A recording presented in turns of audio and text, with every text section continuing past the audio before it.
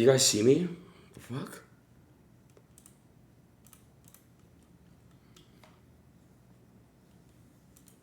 What the fuck?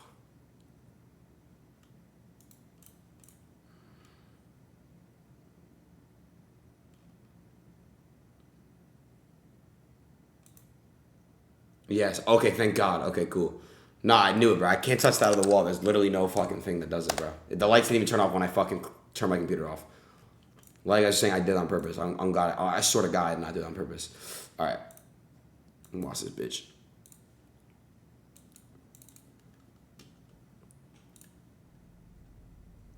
What happened? I accidentally unplugged the thing because you guys want me to unplug that wall over there. I unplugged that one, but the other one doesn't work.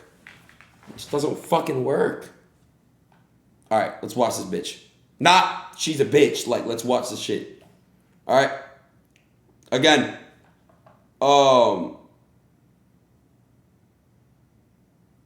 Somebody said change the title. Oh yeah, you can do it. You can do it. You can change the title. All right, let's tune in. Let's lock in. What makes the case of Jennifer Pan unique among others in the true crime genre is the overabundance of raw footage freely available in the public domain. There is over 11 hours of material that not only recounts her entire life in meticulous detail, but gives us considerable insight into her psychopathological state. Jennifer herself will narrate her own story in this video, which is the reason the following lead-up segment will be condensed, as a brief outline is all that is needed before delving into the extraordinary mind of this individual. Jennifer was born in Markham, Ontario. Real quick, I already know I'm gonna find out, guys, but Yachty's IG Live. Why are you? Wait, oh.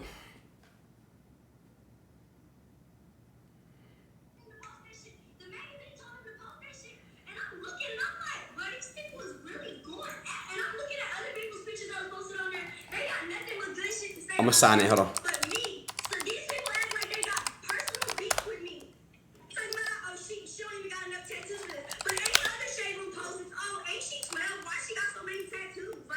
I'm gonna ask if I can go live. On the real though. At the end of the day, right, when you go to sleep. Oh, I think he ended it. No, he didn't. No, he didn't. No, he didn't. Why is it not popping up for me? Oh, I think it's Bad Babies.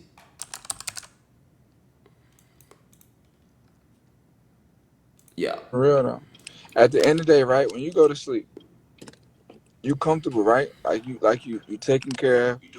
You doing good. You straight, right?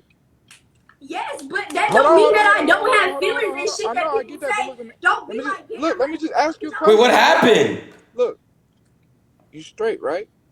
Like you successful. I get it, but what you need to understand is, bro, you will never be able to please everybody. Bro, this is like you can't. You never will. You'll never be able to please everybody. And if you sit and get upset because you can't please the world, you ain't gonna never be able to enjoy life. You gotta take this shit for it is what it is. No, you gotta understand it. I know not everyone's gonna like me, and I'm perfectly 1,000,000% fine with that. I don't expect everybody to. But if it's gonna be, oh, we just don't fuck with her music, oh, we just don't fuck with her person, that's fine. But when people start naming, oh, I don't like her because she said racist shit, where? Wait, what happened? Literally wrote on that shade room post. I was getting shit sent to me where it was like people really commented talking about, oh, all I can hear is who would want to be black. When in that video, hey, chat.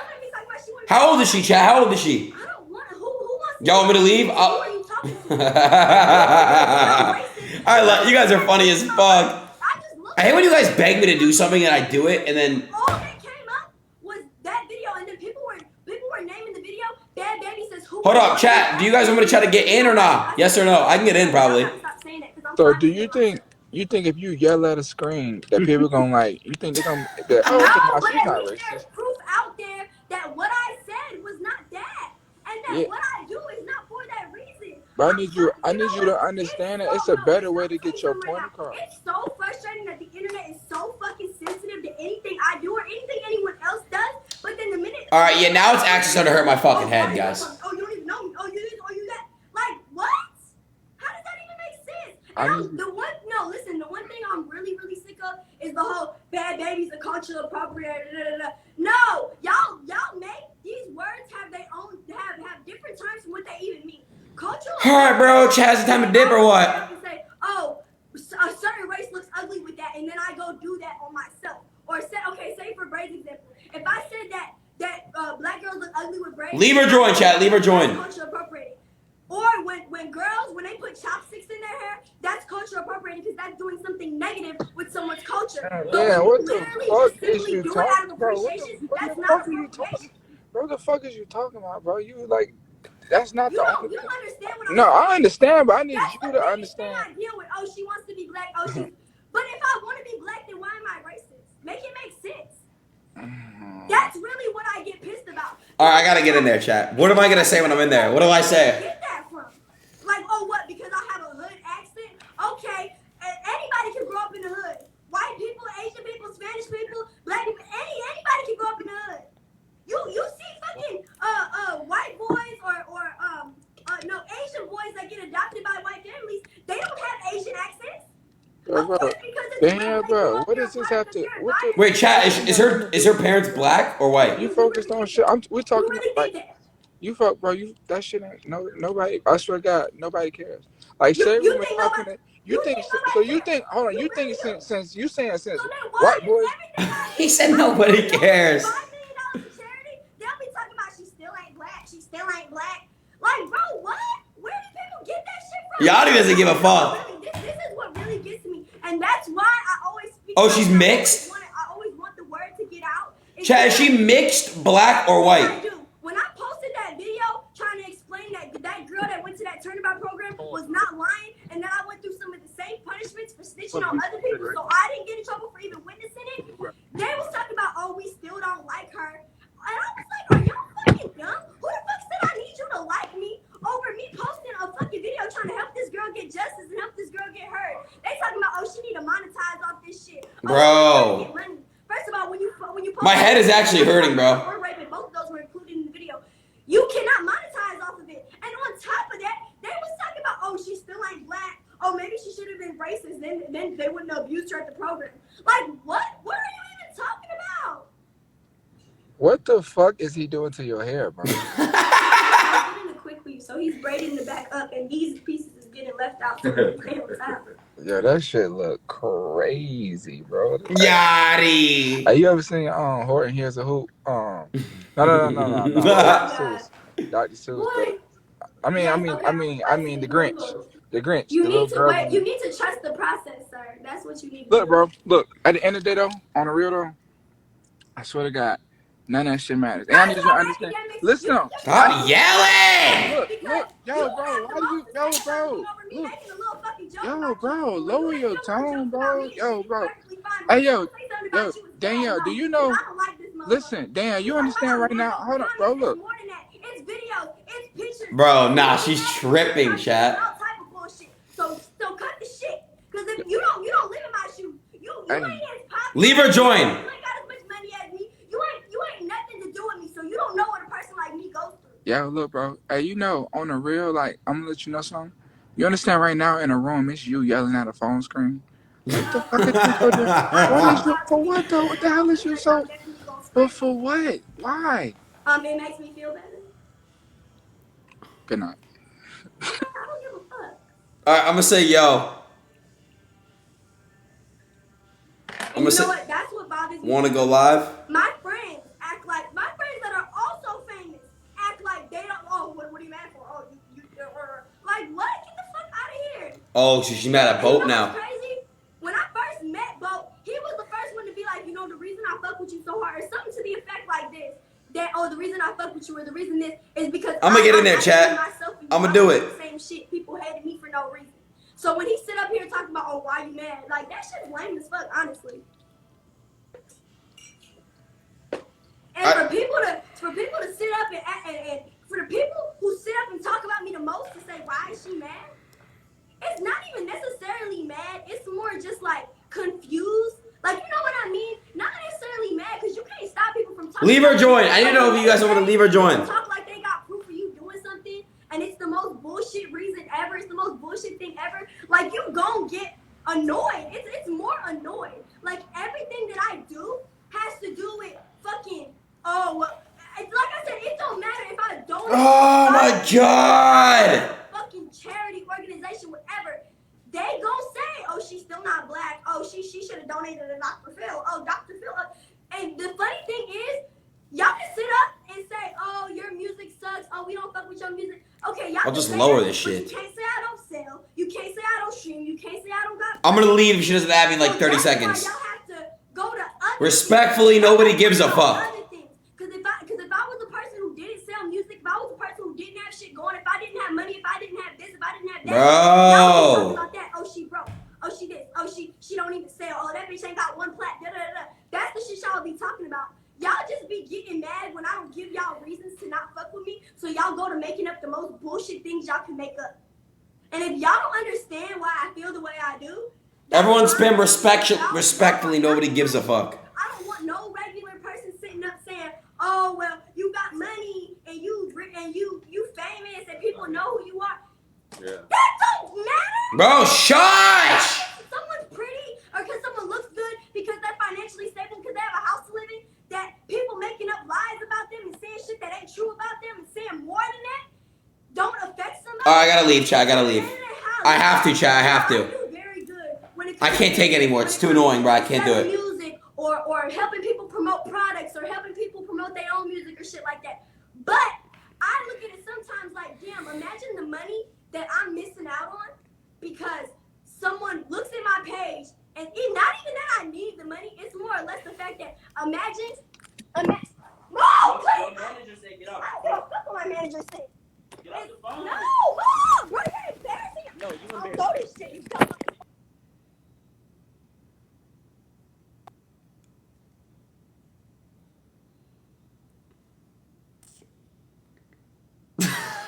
What the fuck? What the fuck? Yeah, somebody tell me she go live again, bro. We gotta get in there, bro. We gotta get in there. Let me call Yachty back. I wanna suck his dick, chat.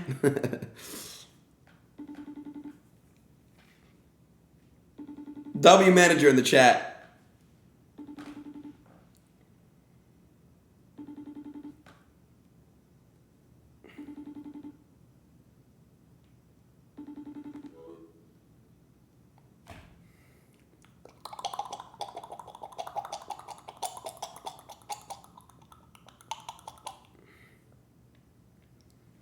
Alright, yeah, that's dead. Okay, so let me just refresh to see if it's dead. I think it's dead. Yeah, it's dead, it's dead, it's dead, it's dead, it's dead. Alright, cool. Make sure if you guys haven't already, you follow me on my IG, man. You know what I'm saying, man? You know what I'm saying, man?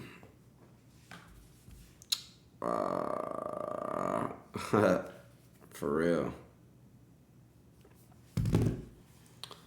For real, for real. Crazy.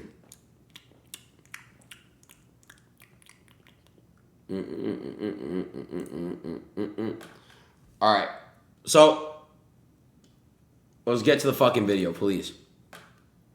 So, chat, what did this girl do? Enduring lead-up segment will be condensed. Get on people's IG live. Tell me who else is live. I'll literally go on there. As a brief outline is all that is needed before delving into the extraordinary mind of this individual. Jennifer was born in Markham on...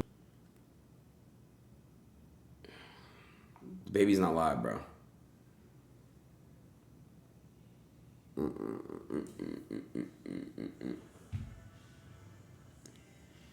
Alright, we're just gonna watch the video. I don't really care. Ontario, where she was raised with her older brother in a middle-class household. Her parents, Beek and Han, were originally from Vietnam, and their method of parenting was strict, very strict, what some might even class as authoritarian. Success and achievement from their children were seen as outright obligations, whether it be in academics or extracurricular activity, and some might argue these expectations took precedence over the well-being of the children themselves. Jennifer initially took the imposed pressure in her stride and put everything she had into figure skating. She had exceptional talent, and at one point was expected to compete in the... Wait, they said she's live again. Let's see. Nah, chat, I Noti's didn't go out when no, they didn't. I don't know, I don't follow her. Are you guys trolling? Yeah, she's not live again. If you don't fuck with this video, you don't have to watch. Again, I'm doing what I want to do, bro. So if you don't fuck with it, you can leave. Yeah, I don't really care. Winter Olympics, but she suffered I'm done doing shit for views. I don't care if I get 1,000 viewers, bro. I'm gonna do what makes me happy. I'm gonna do what I like doing. If you don't want to watch, you don't have to watch, bro. I'm not doing shit whatever gets the most views anymore, bro. I'll give you guys that once a week, where that's where I get a guest on. I fell in love with streaming for a reason, bro, and that was doing whatever the fuck I want to do. So I'm not going to sit here and get bossed around by a bunch of little shits that want to see something viral every night. I don't care, bro. I really don't care. I don't give a fuck about it. I literally did April, May, June of literally going viral like all the time, bro. And it's tiring. And not just that, when you dedicate your life to caring about views, it just drives people fucking crazy and makes them mentally shit themselves. So I don't want to do that, bro. I do not want to do that. When I start playing 2K, when I start playing, going back to my roots, when I start doing whatever the fuck I want to do, when I start wanting to react to scary shit, play scary games, I don't care if I get 1,000 viewers, 2,000, 100, 100 viewers. I don't care, bro. I just want to do what makes me happy, because I know some people are going to sit here and watch it, or some people are going to watch, you know, you're going to be here with me the entire time. I don't care about the people who leave. I don't care. We have 30,000 people in here with no notification out. I don't give a flying fuck, bro. Like I said to you guys, I will only put up one day out of the week to care to go, not even care to go viral, but to make the people who only care about me for the viralness. The rest is for SSB and the people who genuinely fuck with me. Okay? That's all I gotta say. I'm not gonna repeat myself again. Suck a dick. If you don't like this shit, leave. Okay? Simple. Can I get some SSB spam in the fucking chat? Thank you. A serious knee injury at the age of 14 and was told she could no longer compete. Her dreams were cut short, but of more concern... So again, I'm going to back everyone up. Middle-aged family, or middle-aged, nice modern family, sister and a brother, and there's 2 family members, and the dad passed away, I think. Some shit, and she was like a pro roller skater or some shit. Let's just all tune the fuck in and watch, all right? Was that her parents' expectations now had to be met through the more traditional route of education. And the issue was that Jennifer wasn't anywhere near as academically gifted as she was athletic. She was averaging a C- when her parents wanted straight A's. Oh, so rather than communicate with them, she decided to meet their expectations under false pretenses and began faking her test results. This led to her faking her end-of-year report cards. Hey, I can't lie though! What year was this? She's mad smart! Because, all right, I'm going to tell you guys a little method. Let me just teach you guys a little method. If you guys are all in school and you want to lie about your grades, show your parents your grades online, right? You guys can do this thing. It's called Inspect Element. And you can literally change your fucking grades. I used to do this all the time. Dad, I have an A in this class when I'd really have like a fucking C. Inspect Element that motherfucker. Also, if you know friends that are good with Photoshop, they can also do the same shit with Photoshop. You guys already know? Okay, my bad. I just wanted you guys to... Okay, cool. Led to her faking a high school diploma and then a university acceptance letter to study pharmacology. In the abstract world of her parents, Jennifer was on her way to a noble and well-paid career in medical health care. All right. In reality, she was a high school dropout living with her drug dealer boyfriend, whom she had been dating in secret for almost 8 years. Excuse that. There was just a fucking horrible fucking car to drive past like that. Excuse that, bro. Anyways, I didn't hear that. Wait, why are you guys saying what the fuck? Yeah, so she was an Ivy League student. She went fucking crazy and shit. And now, okay, let's see.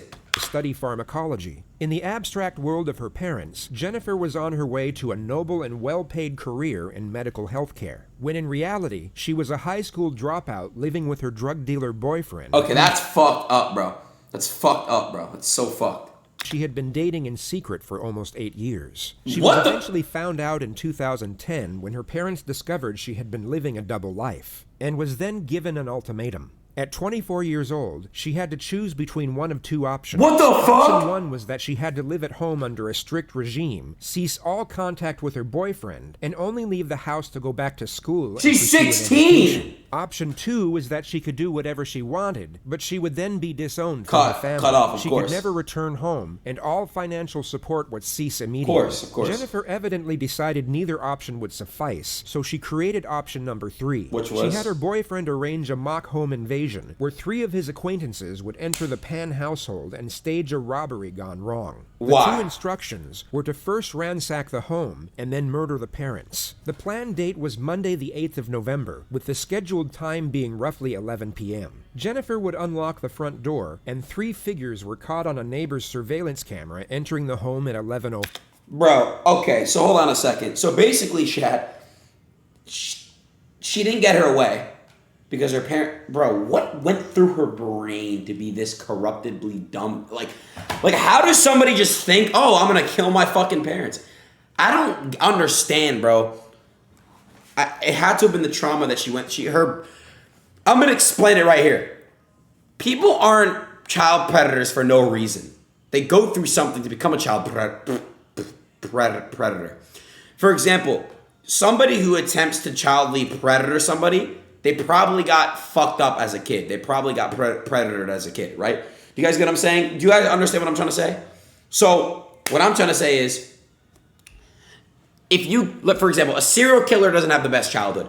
Either she was fucked up in the head by her parents, or this 8-year relationship when she started, she was 16, the guy was probably over 18, drug dealer, doing meth. It was probably him that corrupted her, made her fucked up. Now, I'm going to explain right now. And again, chat, listen. Just try to catch on and listen to what I'm saying. If you are a good girl, meaning your parents say, yo, straight A's, you must do this, no drugs, no partying, what are you going to most likely want to do? You're going to want to go out and party. So she probably snuck out one night, went to a party, a high school party, and unfortunately met a really bad guy who happened to be a drug dealer, who happened to be a very dangerous meth head drug dealer.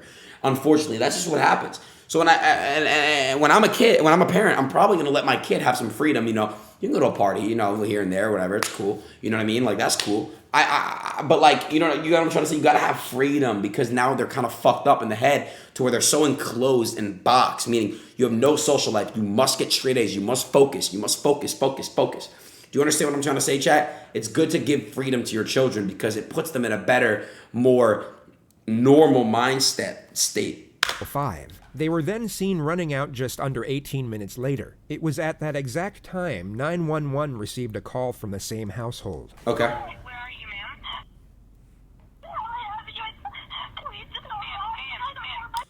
Wow, this is giving me chills, chat, because this is real. Jennifer, fuck you for...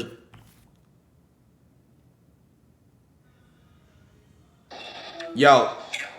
What's up, bro? Let me just pull up. This me. I can't. All right, man. All right. Well, when K-Song gets back, you can, but I just don't know if he, like, you know what I mean? Oh, all right, man. I got you. He's going to come back soon, and then you could pull up for sure. All right. Just hit me up. I got you, buddy. All right. Hold on. This other number just called me. Who's this number here?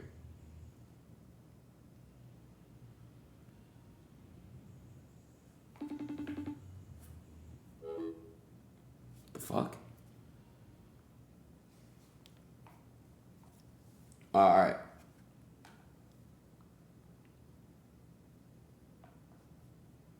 Okay, my bad. Here we go.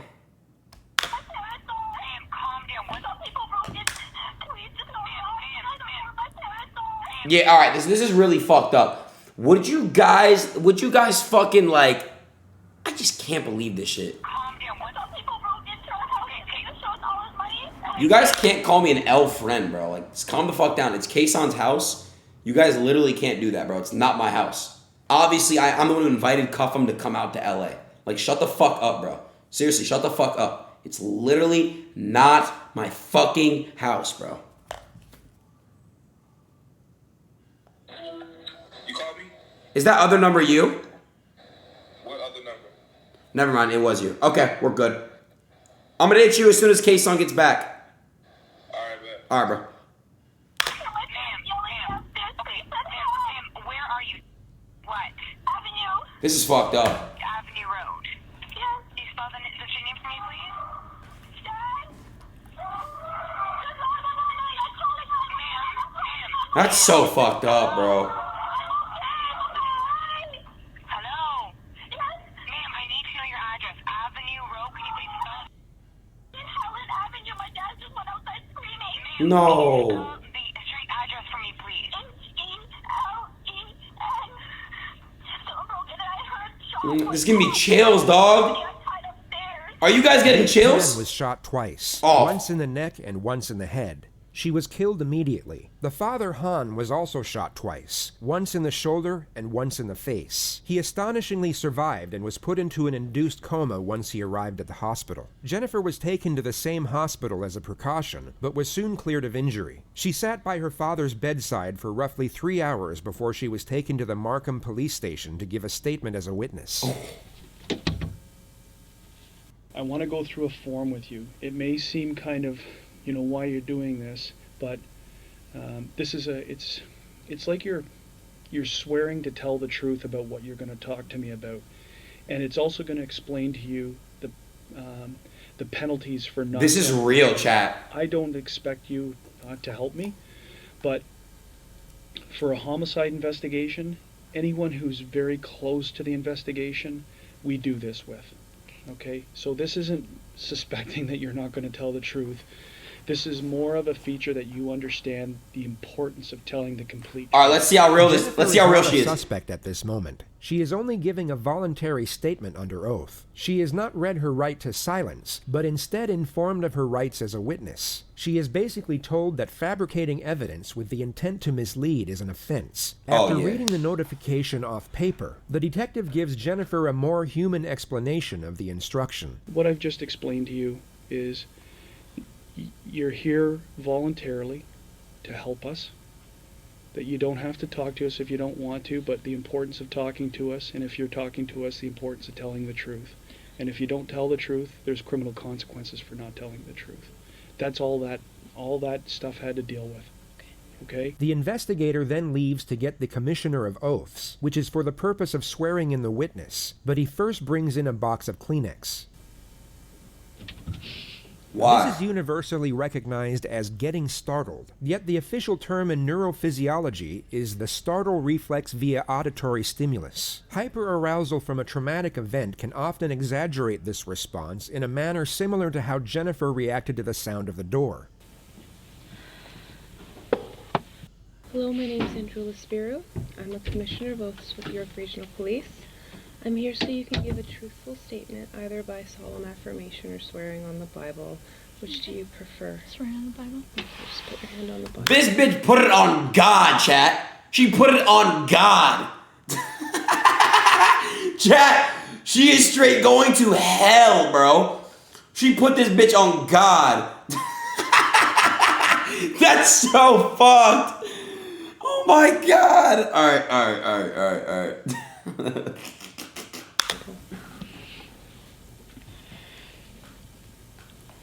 Do you, Jennifer Pan, swear that the evidence you shall give on this investigation shall be the truth, the whole truth, and nothing but the truth, so help you God? I do. My God. Once Jennifer is sworn in, the lead... Her hand is on the... Bro, her hand is on the Bible.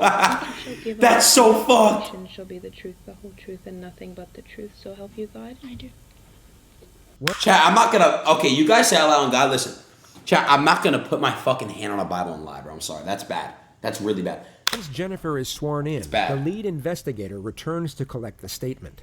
Now I want you to sort of take yourself back to earlier on today, yesterday, meaning the 8th of November, and tell me about your day. Okay, start at any point in time, wherever you feel comfortable. Oh, let's see how smart she is. We're gonna move forward. Okay. Yesterday, probably around 9 o'clock in the morning. 9:30.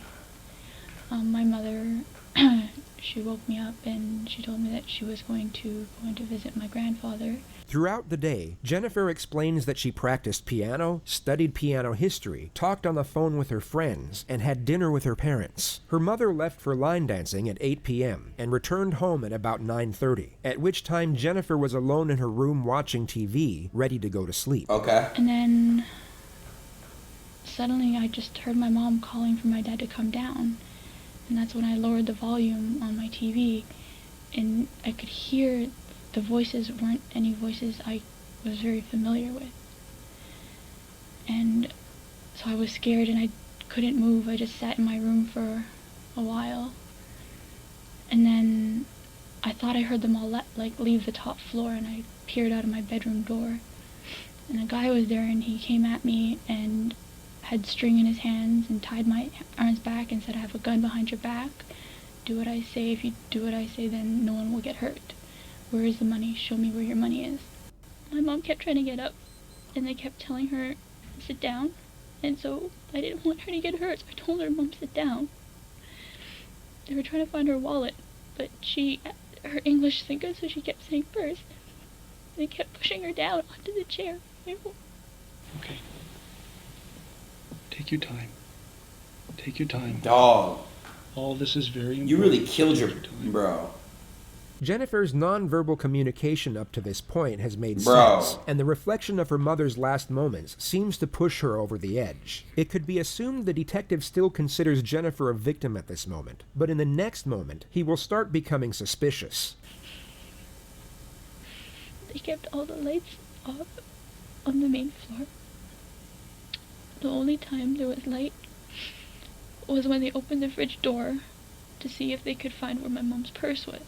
Take yourself back to a moment in your life when you have been overwhelmingly upset about something, and at the same time were trying to explain to someone why you were upset. You wouldn't quietly and reservedly convey the events. You would likely blurt them out in a forceful and disordered manner. Your sole focus would be on processing your thoughts and conveying them into speech. The emotional turbulence of severe hysteria and grief makes it very difficult to convey thought into actual dialogue. I don't get it. The simple wording of a sentence becomes very challenging. Jennifer seems to be more concentrated on how she's being perceived, yet finds her words easily and executes her sentences perfectly. One of the gentlemen asked my father if he had money in his wallet and where his wallet was.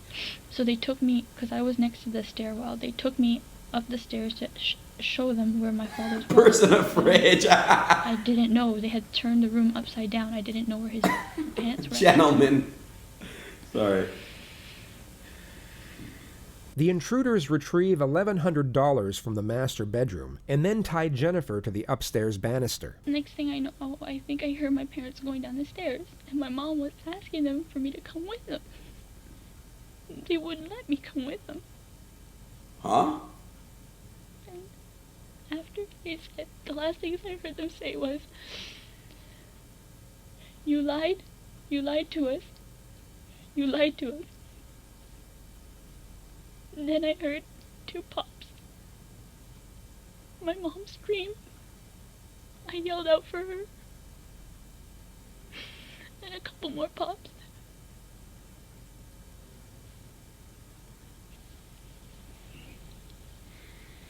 Take your time. Take your time.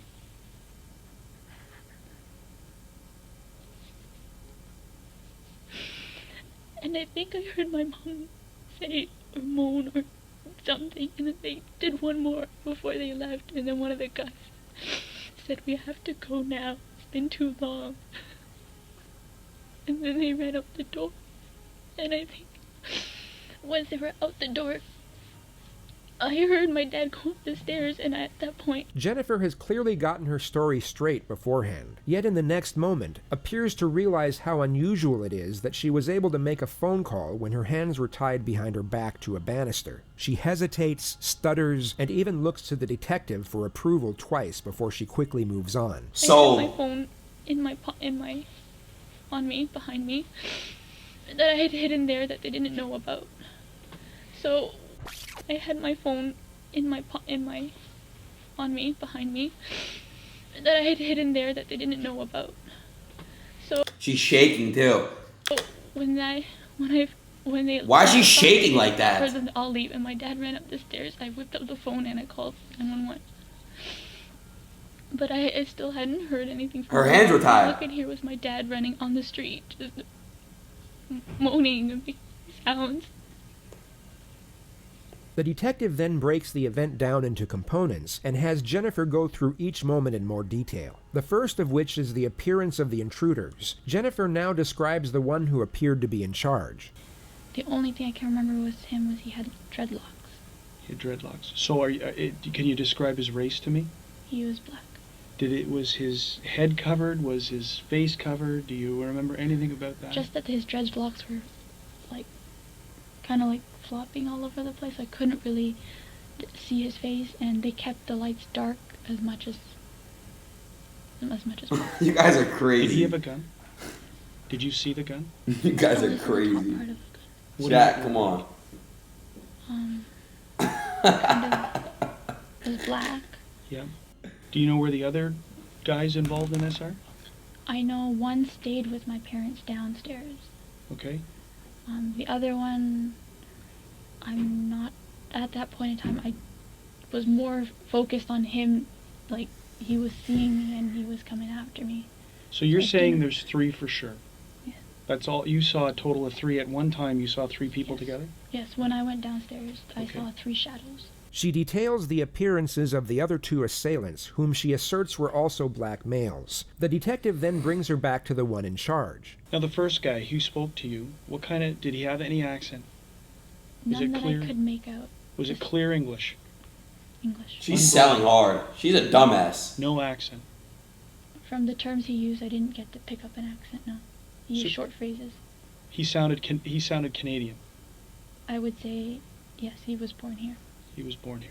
She asserts that the second intruder didn't speak, while the third had a Caribbean accent. She then goes on to say she was taken downstairs for a brief moment and saw her parents under guard in the living room. Her father was asked where his wallet was, and he told them it was in the master bedroom. Jennifer was then taken back upstairs alone with 2 of the assailants to help them find it. They don't find the wallet, but instead retrieve a pile of cash from inside the nightstand. Jennifer was then tied to the upstairs banister and left alone as the intruders went back down. And the next thing I can hear are them telling my parents to move to the basement.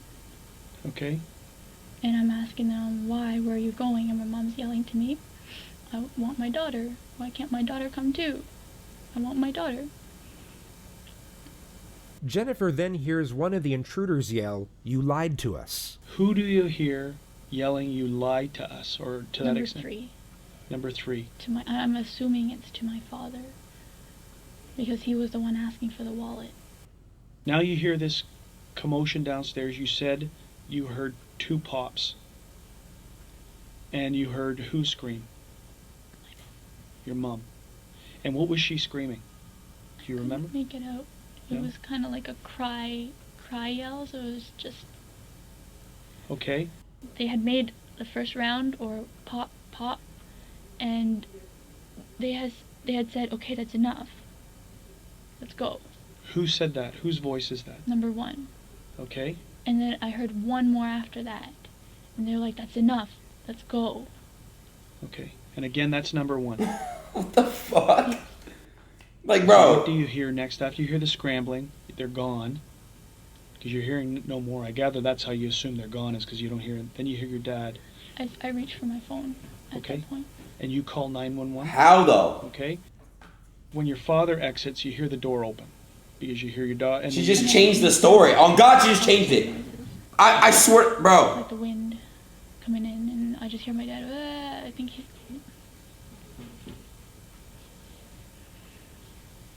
You think that he's sustained some kind of injury because he's not. You can't understand what he's saying. Okay. What about? Can you hear your mom? Okay. Where does your dad go? Do you know where? You never see your dad again until when we're at the hospital. I think that's what you said, right? I saw him when he was on the gurney. Is there any reason to suspect, or anything that's happened in the recent weeks leading up, that would have you guys be a target of some type of incident like this? We live a straightforward, kind of almost routine life. Whenever Jennifer smiles, it takes her a couple seconds to realize she's not exhibiting the correct behavior, and she then snaps back into her solemn stare. The 2 looks are so diametrically opposed to each other that it becomes glaringly obvious she's forcing one of the emotions. What, in your opinion, would cause people to... Imagine smiling after killing your parents, chat. Could you guys imagine? Imagine smiling after killing your parents, bro. target It's crazy. your house to think there was a large quantity of money? I'm not sure. Now, you say your mom drives a Lexus. It could be because of the aesthetics, yes. What about your What? dad? He drives a Mercedes and he loves that baby. Is that right? The questions end here, and the detective leaves the room for half an hour to double-check if he needs any more information. Bro, After 15 what? minutes of Jennifer waiting alone, we're gifted with another performance of the startle reflex. Okay. Only this time, it's slightly less convincing.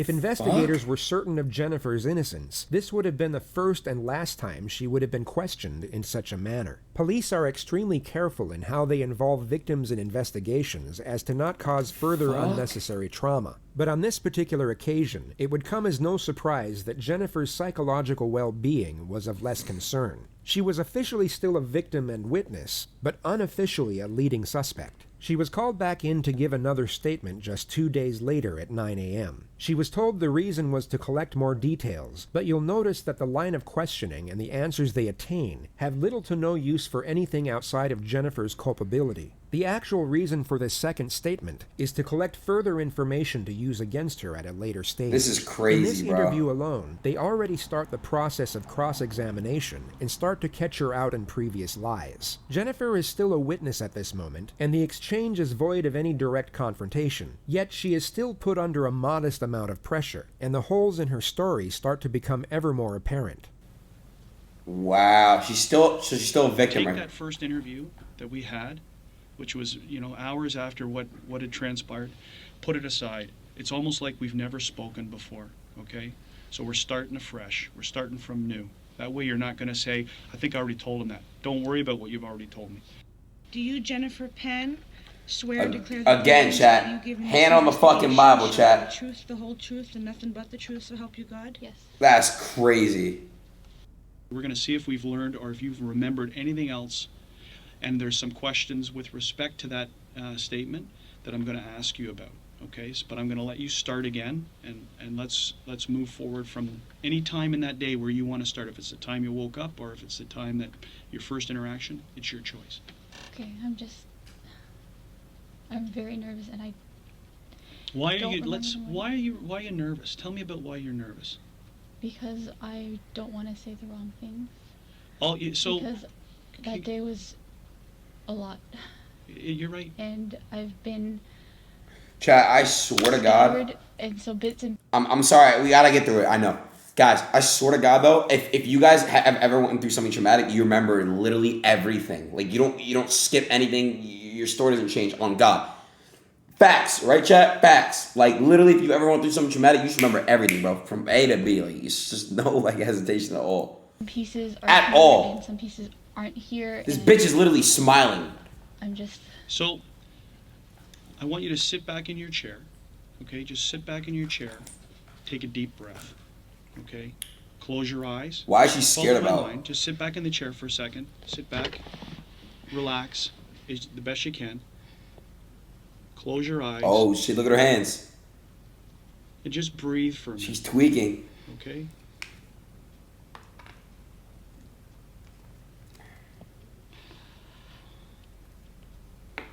The most curious detail you've probably come to notice is this. It's known as a self-pacifying gesture. A person who does this is most often uncomfortable and sometimes fearful of what lies ahead. It's a coping mechanism to dissipate stress and afford self-assurance. What I can remember is when I woke up, I had some breakfast. She practices on the piano, studies piano history, plays games on her phone, and speaks with her friends on Facebook during the morning hours. Right. Her mom leaves to visit her grandfather at around noon and returns at 3 p.m. to prepare dinner. Her father comes home at around 4:30 from work, and dinner is served 1 hour later. Her mother leaves for line dancing at 7, then returns at 9:30. Jennifer at this point is in bed talking with her friend on the phone, and her father is in the computer room. She then hears her mother loudly call out to her father. What is she saying? She's calling him by his name and to come down. Okay, so give us verbatim. What do you hear her saying? In Vietnamese, she's like, Hanoi, xuống đây. She's clearly aware that she has to appear mournful over the subject matter, and sensibly draws out this emotion at the correct moments. Yet what's fascinating is how she's unable to maintain this emotion when inquired over the same elements. In this very moment, she appears completely grief-stricken, but when the investigator inquires further, this supposed grief rapidly dissipates. It's extremely difficult to convincingly act out an emotion while evaluating a question. It requires two completely different parts of the brain, which is why most people can only do one of these things at a time. This is exactly what you see in the next moment, and continuously throughout this interview. And what does that translate to? That's my father's name, Han. Come down here. Does she say anything else associated with that? I can't hear clearly because, like, I was on the phone and the TV was on, Sure. but that's what I heard. Is she yelling? Or is it normal? It's a loud, she's not yelling, but it's a loud tone. Okay. She then hangs up the phone with her friend once she hears the commotion. As I'm hanging up the phone with him, I hear footsteps going up the stairs. Okay. But they're heavier footsteps than what is to be expected from my parents. Stop stuttering. Okay. Jennifer hears unfamiliar voices, so she opens her door to investigate. She has spoken for 2 minutes up to this point without being interrupted, and once again manages to build up her emotion to correlate with a supposedly terrifying event. Yet as soon as the detective interjects with a question, we once again see this emotion dissipate. I peered out, and there was a person in what would have been my brother's room. And where's your brother's room located? Just a little bit down the, like I could see from my doorway to his doorway, just a little bit down the hall. Okay. The first intruder then robs Jennifer at gunpoint before taking her to the ground floor, where she then sees her parents sitting next to each other. From where I was standing, my father was sitting on the right, and my mother was sitting on the left. Sitting where? On a couch, on our couch. Sitting on the couch. Are they looking out towards you? No, their backs are towards me. Okay. And you're now on the ground level? Are you on the floor? Or on the sitting on the stairs? I'm sitting on the floor. I'm sitting on the floor. All right, where are your hands? They had tied my hands, So let's as go, I said. let's go back up to the stairs. Remember we said... Her emotional display in seeing her parents in distress gradually faded after each interjection, but you'll now see it completely cease altogether She's so once stupid, she realizes bro. that she made her first mistake. Like, she's actually... Everything she had said up to this point correlated with her initial statement, but she had just forgot to mention that she was first tied up before being taken downstairs. You're an idiot. And only brought it up when reminded by the detective. Take the other statement or whatever we said before. No, I said it earlier. She didn't say she was tied up earlier. She completely forgot to mention it and seems to be trying to convince the detective otherwise. It's a moment of slight panic, which becomes far more pronounced when you compare it to her supposed grief-stricken recollection 5 seconds earlier. The detective doesn't challenge this, as it can be used against her at a much later stage, and the main objective at this point is to collect as much conflicting information as possible. Okay, then we must, let's get back to that area. I think you might have touched on it. We went back into the description. So where do you get your hands tied, and where does the string come from? I'm not sure where the string comes from, but he had the string. Okay. And after I gave him my money, that's when he tied my hands. She is then taken downstairs, where she sees her mother being interrogated by the second assailant over the whereabouts of the cash. According to her first statement, the second assailant never said a word the entire time. He had pushed her back onto the couch, and she Who kept... pushed her? Number 2. Ah! Her back onto the couch. 4K. And she 4K. She kept saying, "Where's my purse? You're an Where's idiot. my purse?" And the guy kept telling her to sit down, Oh and I my didn't God. want my mom to get hurt. She was already sitting down, no? How many times does she get up and get pushed back down?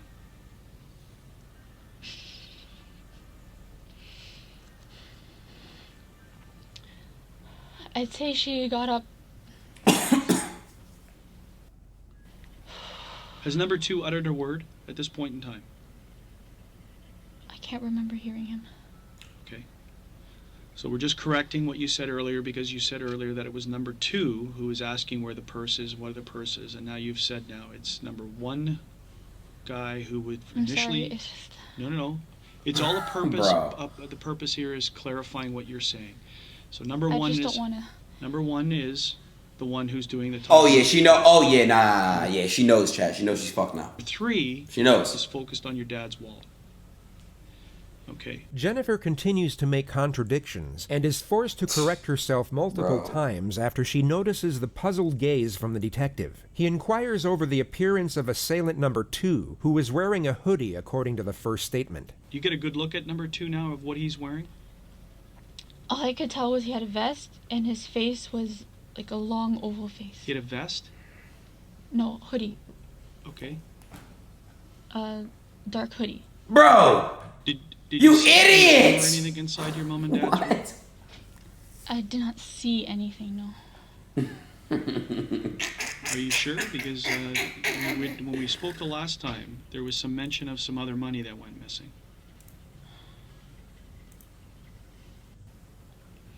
I believe when they were looking for my father's wallet, they had opened the drawer. And it was in an envelope. What drawer would that have been in? If you're at the doorway where I was standing on the left side. Come on. Bedside table. Whose side of the bed is it? That's my mother's side of the bed.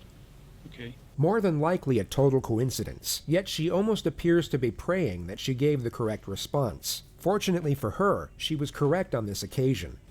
And approximately how much money? I'm not sure how much she took out for our trip. But I can only estimate about a few $100s. Few hundred, because at the time, the last time you told me, you were pretty adamant about $1,100. So Bro. I'm curious to know how you came up with that number. What are you doing, bro? I could lie better than this. No cap. I believe because when we were at the border, we stopped at the duty free. My mother was deciding whether to use her U.S. currency or what? Her U.S. currency or her Canadian currency. So it was at that time you remember hearing $1,100, and is that the inference you're saying? Is that because you're pretty solid, saying that it was $1,100 that went missing, that was taken, and that you saw it when we spoke, and who took it? Who took possession of the money? I'm sorry. It's all right. Bro. The detective lets the contradiction slide once more. Jennifer is then brought to the moment where the intruders had just left, and she is tied to the upstairs banister. Let's come back to now. You're being picked Come on, bro. the banister in the upper. Come on. Don't apologize, okay? Oh. I'm going to try and ask you questions to try and clarify points. Okay? If you don't remember, you don't remember. Okay, so there's no apologizing. The only reason you would apologize to me is if you've lied to me. Okay, No, then in this case, then don't apologize to me. It's okay. Okay, I'm going to ask you questions to clarify points. Okay. You're now bound to the railing. Can you show me? Can you stand up and turn around and tell me? Just show on the camera. She's getting pressed. Hands are bound. She's getting pressed. And how you are against the railing. Bro. You don't have to sit down. I just need to see how you were. Just tell me. The only reason that I'm trying to, I need to do this is that I'm also going to ask you is that so take this back take it out of a traumatizing event, which it is, and put yourself into a more clinical position, because I want to see how you could physically get your phone out of your waistband. We're obviously going to need to know that. It's very important. So traumatize away. Now put yourself into just a state of, I need to mechanically show how I can get access to my phone. Okay, because that's obviously very relevant. We know you made the phone call, but questions are going to obviously raise is that if my hands are bound and I'm against the railing, how do I talk to a 911 operator? Okay, so clinically, this is now a clinical demonstration. Just stand up, focus in on how you did it.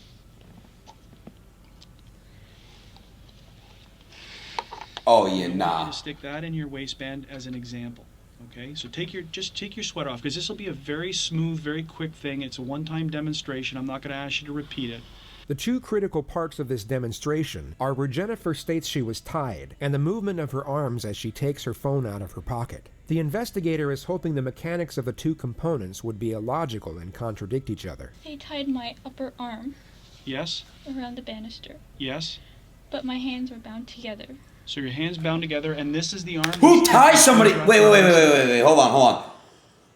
Who the fuck ties somebody? Like, bro, that actually just pissed me off. All right, bro. Like, Banister? that's bad. Okay, so now how can you get to the phone? I'm sorry, How bro. do you make the phone call?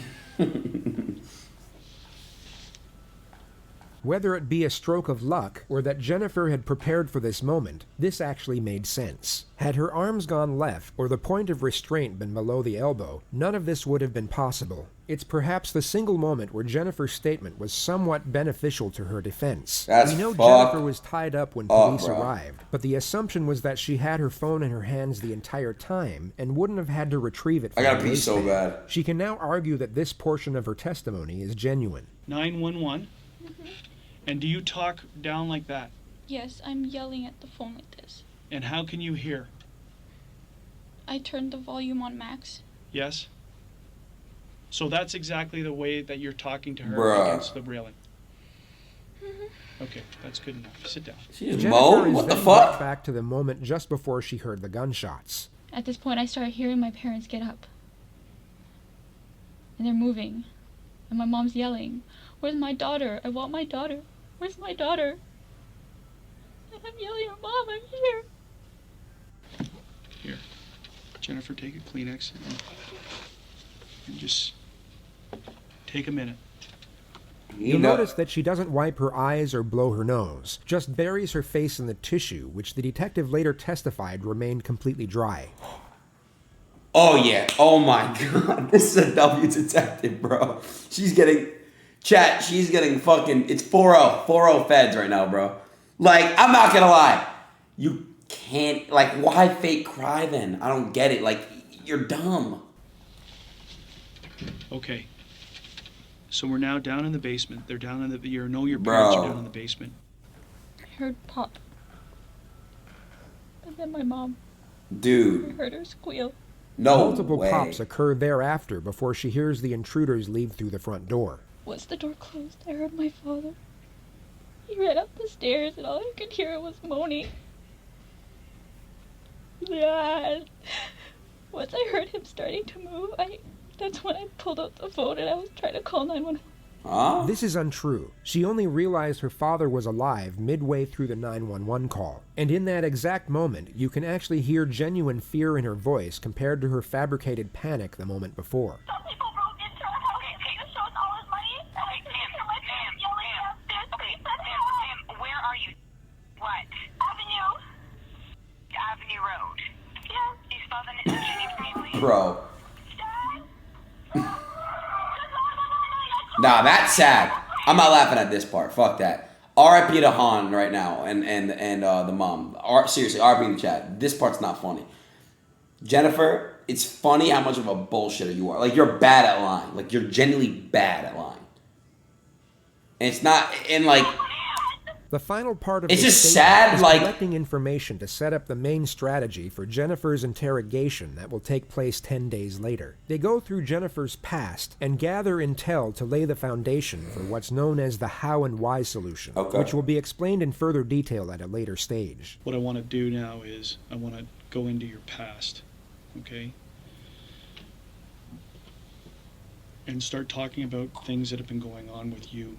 The detective now morphs into a therapist. Hey, don't spoil it, bro. Don't spoil it. How Jennifer doesn't once question the new line of inquisition. Don't spoil Many it, bro. argue that it was the first time Jennifer was even asked about such matters, giving reason for her willingness to open up. This may have been the first time in her life she was able to process her frustrations and vent to someone who appeared to care. The first topic is her parents, and the expectations and pressures she was under to succeed, which led to her faking her grades and then her college degree as to not be a disappointment. How did you feel about that? How did you feel about having to lie to your parents?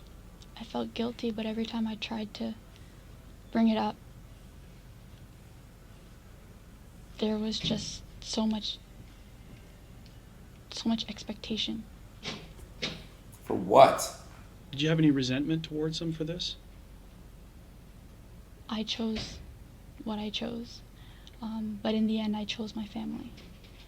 She just referred to the ultimatum she was given by her father. The choice to live at home and go back to school, or be completely cut off by her parents and live with her boyfriend. Right. Information gathering on Jennifer's past goes on for roughly 2 hours and 20 minutes. The detective then ends the exchange by putting her under some pressure. It's not a direct confrontation, but it's by far the most uncomfortable position she's been in 100%. up to this point. The detective subtly switches back to the home invasion and how the intruders were able to gain access without breaking in. Like you didn't hear a doorbell, you didn't hear a door knock, you didn't hear a door kicked in, you didn't. I was watching TV on the phone. I don't know how. Yeah, I know. We went over that back and forth. We don't know how. So why? So somehow they got into your house by getting through your mom down on the lower level, right? Because she's the only one who's down there. She was the only one down there. So it's very confusing. Generally, random Hey man, events. your streams help me a lot and you should shut out negative energy. Do WTF you want and be gay, happy, the normal you. I know I don't know your... Okay, I'm not actually gay, by the way, bro, but I appreciate that. And there's nothing wrong with that, but yeah, nah. Someone just said I know you struggle with it. Again, bro, I'm not actually gay. I appreciate you. I had to meet the donos and shit, but thanks, bro. Are not, in most cases, random. There's a rhyme or reason why they've come to your house. But from what you've told me inside the house, the only thing that you hear them saying to you is they're looking for money.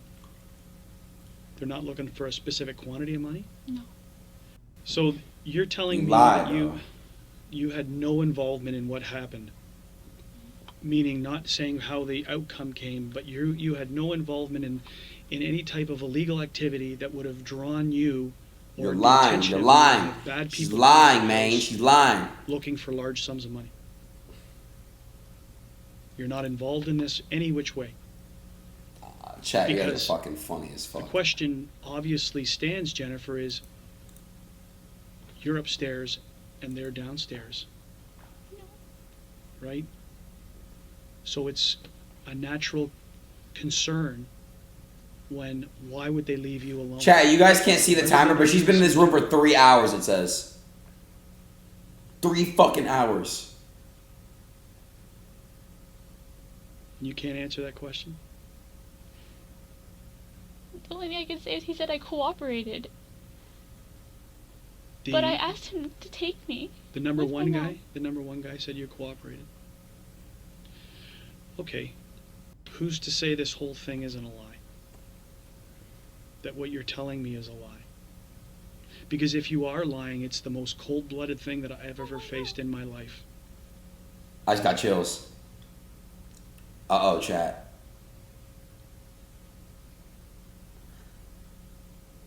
Oh, shit. Now she's scared. I don't blame you. You're fucked. There is nothing that you've said to me today is a lie. Now, back to another very difficult question. But if I don't ask it, I'm going to be... It's an obvious one. The resentment that you had, that you may have had towards your parents for the interference in your relationship and your life and essentially locking you down in your house. At the end of the day, I love my parents and I chose to be with them. Bro. And if I wanted to, I could have just left, but I didn't. I wanted to stay with them and take care of them. So this wasn't some evil plot that you thought up to... Oh my God, no. Bro. The way No interaction, no belief, no, you didn't have anything to do with this thing at all, whatsoever. You don't engage in illegal activity? No. Because you know that it'll be very easy, it will be a very easy thing to discredit you on, right? We're in the process of trying to add credibility to what you tell us, and that's through the process of asking people and doing whatever. Through that same process, it will be very easy to find the flaws in what you've said, which again then turns the focus back to you. Okay? It's a natural progress. It's a natural thing that investigators do. We eliminate people, or we draw our attention to them. It's a natural thing. It's not brain surgery. Okay? The detective leaves the room for 20 minutes to allow Jennifer to stew in her own thoughts before they end the statement. He comes back to add one last bit of psychological pressure that he carefully disguises as reassurance. Jennifer will leave bro. This is terrified, all so but still believe bro. the police are on her side. Okay, we're done, essentially. How are you feeling? Sorry, you really scared me. Did I? What did I scare you about? Sit down and take a load off. Tell me how you're feeling. And how I scared you. I don't want you walking away from here thinking I'm evil. I want you to walking around from here thinking that this guy is helping investigate my mom's murder and he's going to turn over every stone possible to make sure that we catch the people who do that. That's what I want you feeling. So I don't want you walking away from here thinking that I scared you or I'm a bad man. Sometimes we have to ask very, very difficult questions, but it's my job. Okay? You're our only link. Okay.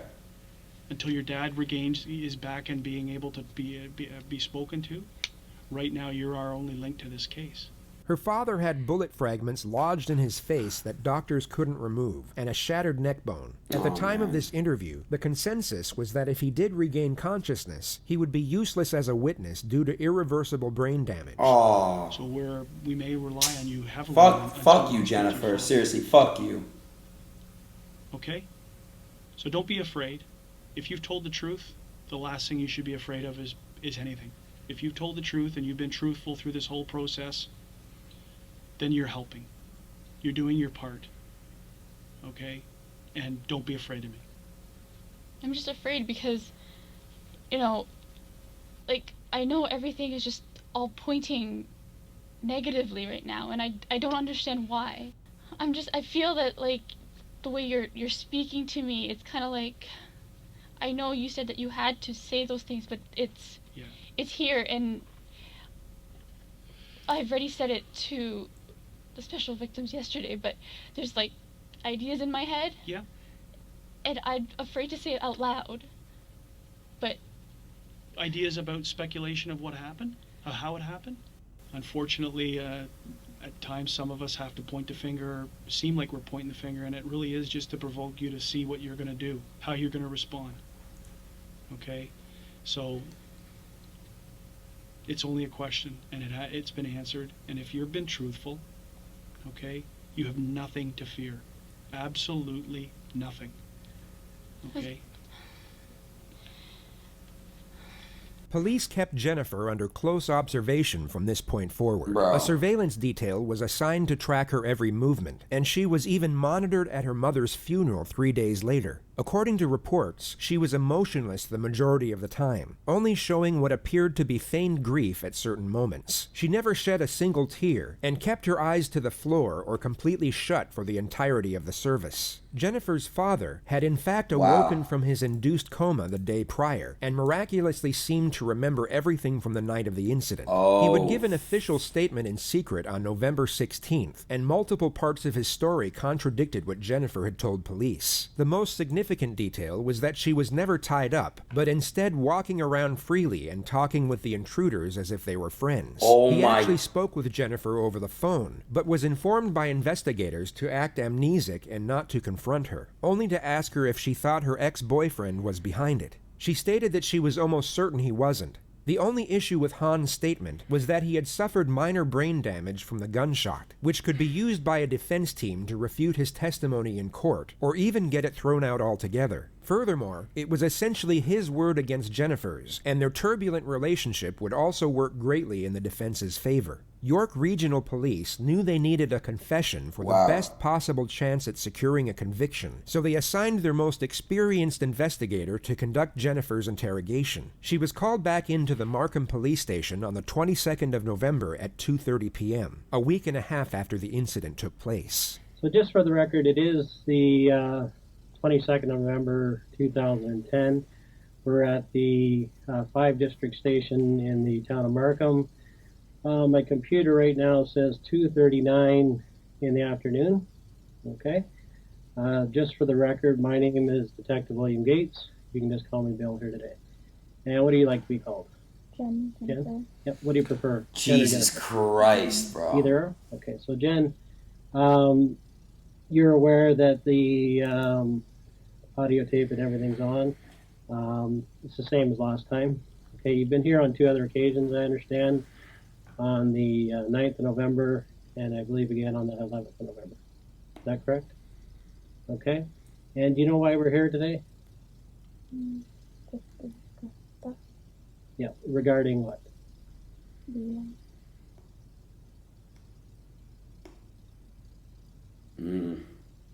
what happened at my home. Okay. And as a result of that home invasion, your father and Pam was actually shot, and your mother, Becca Pan, was actually killed. Is that correct? Yeah, you'll have to speak up a little bit just so I can hear you. Sorry, yes. Okay. What's unique about this interrogator is how he immediately adopts a no-nonsense approach, yet manages to build rapport and remain sympathetic at the same time. You'll see that he has far less patience compared to the previous investigator. I see that. He got straight to the fucking point.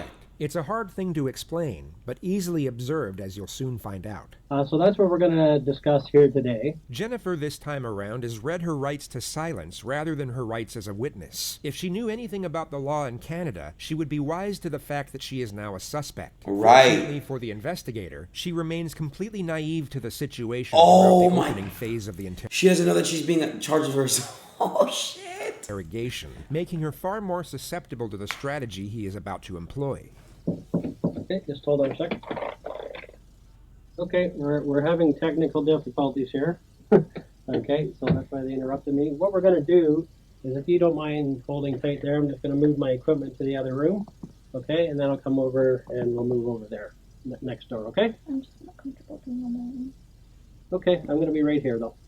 Okay? With respect to interrogations, it's common knowledge that the psychological manipulation begins before a single word is spoken. The physical layout of the room is designed to accelerate the sense of discomfort and isolation, and it's fascinating to observe how each interrogator has their own unique methods of setting the tone. Wow. Knowing how this interrogation plays out allows us to realize this detective's procedure. The considerable distance between him and the suspect will keep her relaxed enough to be influenced by phase 1, but this same distance will intensify the pressure once he eventually closes it during phase 2. You'll notice this detective is slow with his first strategy, but swift with the second. He takes his time in building trust and establishing rapport, yet once this initial connection is this dude's a fucking genius. Aggression will be That's abrupt and crazy. from that point forward. Jennifer takes a seat in the room 15 minutes since she was first informed of her rights. It's important to note that she is still free to leave at any time at this point. She is unknowingly a suspect, but not under arrest. That's crazy as fuck. So just for the record, this room is being videotaped and audio taped, just like the other one, okay? And I'm just going to grab my chair from across the way, okay? Okay. The detective goes through Jennifer's history of teaching piano and her earlier years of high-level figure skating, which was cut short due to injury. If you didn't get injured, would you still be doing it? Yeah. That's nice. And did you... See, he's gaining trust. Did you do like competition skating or... Wow. Wasn't at the top of the pack, but it was the middle act. Yeah, so that's good. But you did actually enjoy it. It was more than just going for... Give me 1 second, guys. I gotta take one phone call and take a piss. Literally be like 20 seconds. Chat, you guys think she's gonna fold right here or what? Let me call this motherfucker.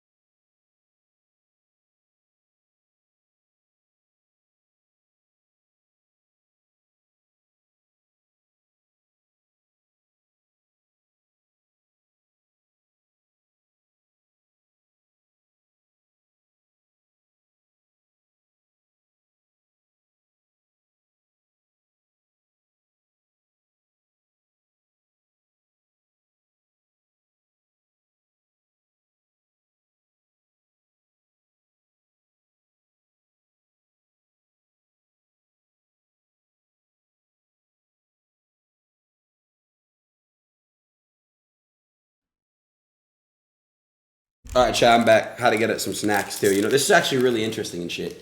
Why are you guys saying pre-end? We're literally gonna finish this. So shut up, bro. Oh, come on, hurt. Which one? Oh, black one.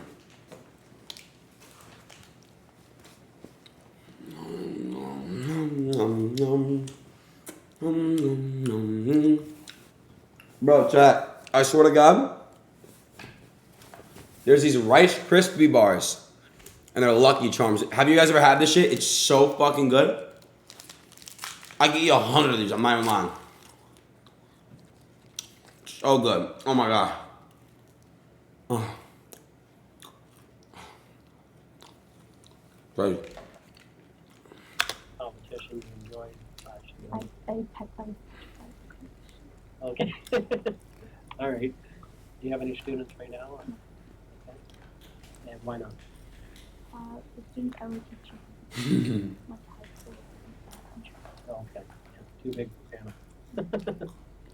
Yeah, I took it in grade school too, but I think I went to grade 7 in it, I think. Like when I was in grade 7, I stopped taking it. But, You're chunky, suck my dick. I still remember Swans on the Lake. I don't know how to play that, that's about it. The detective then goes through Jennifer's work history as a server before touching on her future plans in education. Jennifer mentions that she plans to go by her parents' wishes and pursue a career in healthcare, at which point the primary strategy is initiated, the how and why solution. The detective gradually begins to shift the blame away from the suspect and onto another set of circumstances that prompted the suspect to commit the crime. He starts developing a theme that will afford her a psychological justification in doing it, and this theme will be further established as the interrogation progresses. It starts off subtle so that she remains oblivious to the agenda. Now, if you could pick any job yourself, I'm not talking about anybody else, but if you could pick for yourself, what would it be?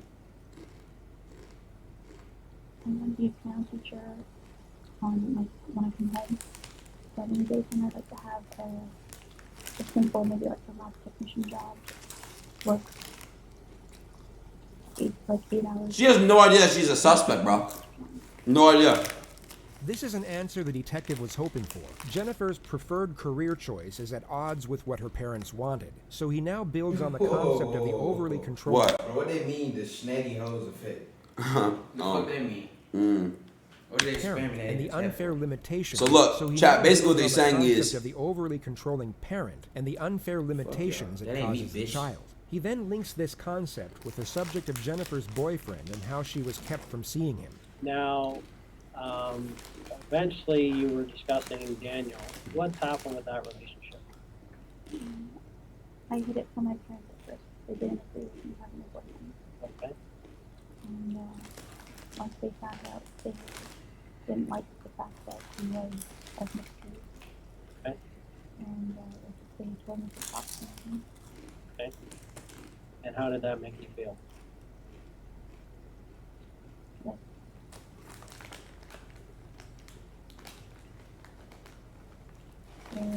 He was the person who filled an empty void.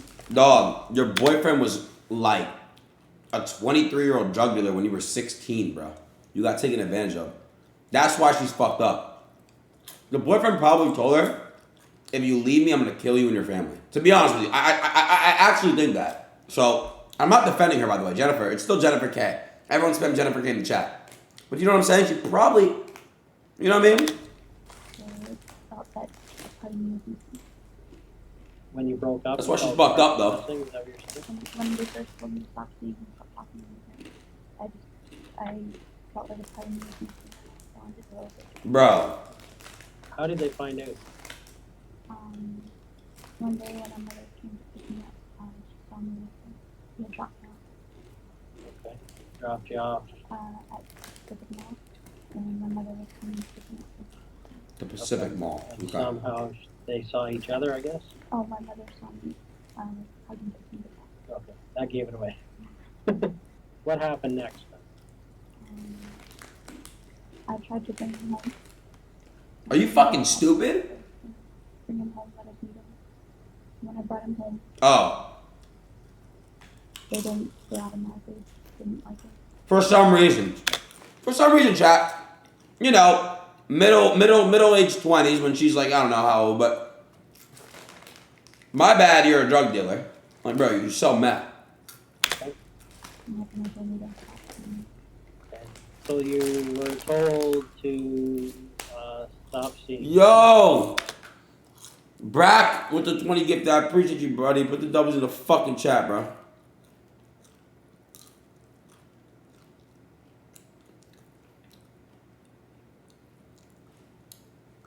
Yeah.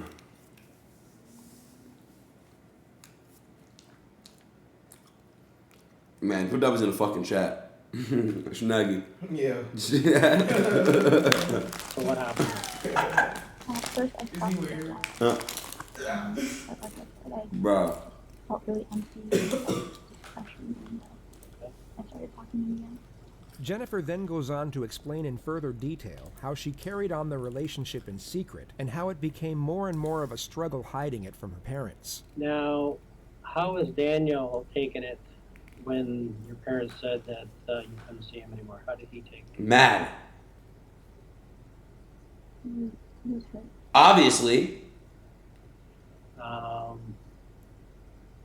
You probably put a gun to your head. How did you feel? Hurt. She then goes on to explain that she was living with Daniel at his parents' house for 2 years, while her own parents thought she was studying at a university. Okay, that's fucked up. His parents were, I guess, more liberal than your parents. His parents, they give us. Yeah. Okay. And they recognized that you loved each other. Jennifer recounts how she bought a fake diploma for $500 to show her parents, and the many other avenues she went down to... There's no way! She eventually gets to the day she was found out. How did you end Yo, up? Brack with another 20, man. Doubles in the fucking chat for Bracklum. Thank you so much, honey bun.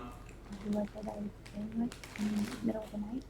Mm-hmm. And she dogged me and forgot what day it was, and so she was like, isn't she home? And she wasn't home. Okay. She messed up. I don't blame her, but... No. Jennifer then goes on to explain the ultimatum she was given and the restrictive measures that were put in place so that she wouldn't be able to see her boyfriend. So how has that felt, being under those guidelines for the last 18 months? It was okay, it wasn't the best feeling in the world, because I just felt like trapped. Okay. But, Bro. what I chose to be with my family. Okay. And so you made a choice between what? Living out on my own with Daniel and staying home with my parents. Did you feel you really had a choice or not? There was no choice because family was concerned. Okay. And where do you get that from? Where do you get that belief? The family's number one? Yes. Ms. Kibbs in the The chat. detective then brings up Jennifer's earlier assertion of being depressed. Mitch Kibb, buddy, what's up? Sorry, Mitch Kibb.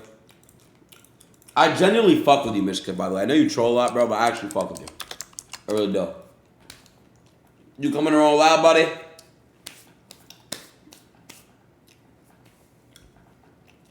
Mitch Kibb, you're a part of the family, man. And then affiliates it with the You gotta get restrictive ticket? measures she was living under. What was the worst the depression got? We have to fuck. Whoa, wait. And when did that What? Restrictive measures she was living under. What was the worst the depression got? Oh, okay. I thought. Okay. Okay. And when did that happen?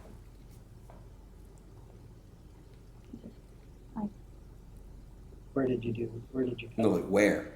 On my wrist, and once people started noticing, I'd hide it other places. But Damn. never twice in the same spot. So how many cuts do you have on you? Now, no. Done? They've healed? And did you want to kill yourself? Yes. Okay. Jennifer asserts that she tried to kill herself when she was 19 by overdosing on sleeping tablets. She also states that her self-harm was a distractor from the pain and frustrations she was going through. Did you ever feel that they expected too much of you? How so? Comparisons to other people. Okay. So who would they compare you to? Like classmates, clubmates, cousins. Okay. And so some of them have been successful recently? Okay. And what did they say to you? Wish you could have been that person. Okay, so that's pretty hard, right? Hard to take for you? That doesn't mean you go out and kill them, bro. Nothing.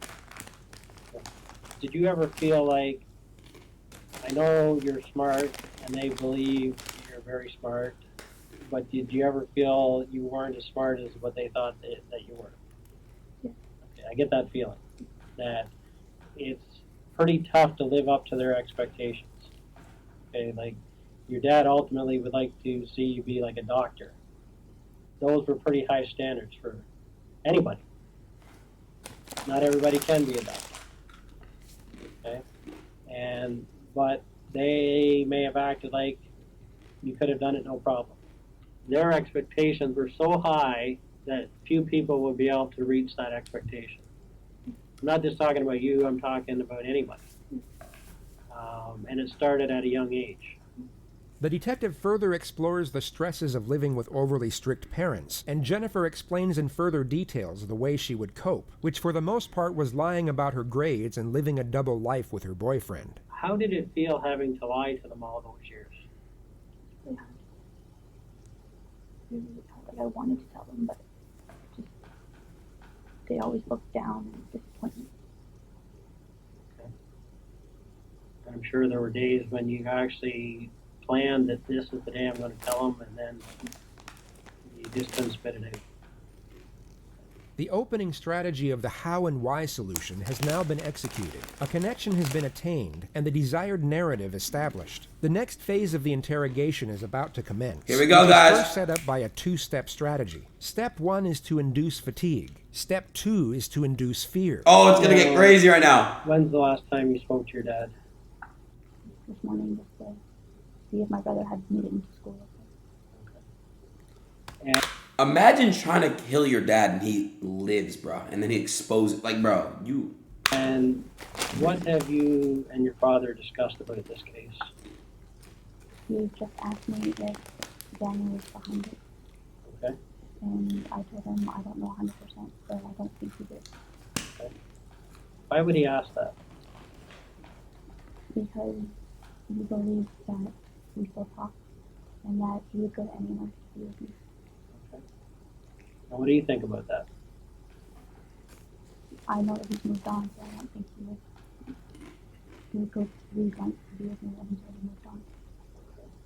The Bruh. detective has Jennifer go through the entire incident once more, but unlike the first investigator, offers no reassurance nor consolation. Jennifer starts fake crying again, yet this time is given no tissues to wipe away her non-existent tears. Now, do you think there's any reason why they tied you up and didn't tie your parents up?